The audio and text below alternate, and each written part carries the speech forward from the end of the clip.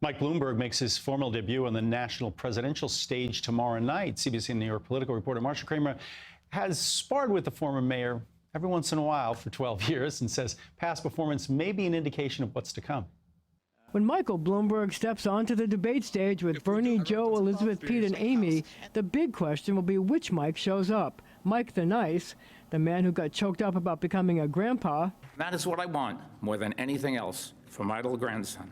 Or Mike the knife, the man with little sympathy for a man with a bad heart who had to dig his car out after a snowstorm to avoid a ticket. This was not a lot of snow. It was easy to move your car. Who attacked a wheelchair-bound reporter whose tape recorder accidentally went off during a press conference. This is just too important to get disruptive. Who told a reporter whose question he didn't like. But with all the other wannabes gunning for him for not taking donations and throwing gobs of his money into the campaign, Bloomberg might do well to repeat the rationale he trotted out 19 years ago in one of his very first debates with the late Herman Badillo in the Republican mayoral primary.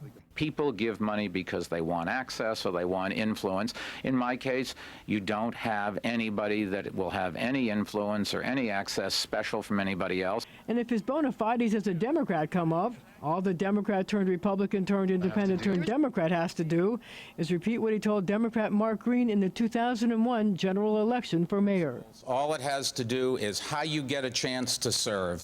His opponents would do well not to underestimate his ability to answer hard questions. Mr. Mayor, there are piles and piles of horse manure left by carriage drivers around Central Park, the streets around it. And do you have pictures of the piles and piles? Way to go. I knew you would. And deal with the cringeworthy, like the daily manure output of a horse. The drivers admit that 80 pounds... Well, if the drivers admit that, number one, they're stupid. He's also the very same self-made billionaire who, unlike the man who succeeded him, Bill de Blasio, gamely presided over the weigh-in for the annual 4th of July hot dog eating contest and wondered if the reigning champs would win. Or if one of their dogged pursuers will finally catch up, cut the mustard, and be pronounced wiener. Who wrote this?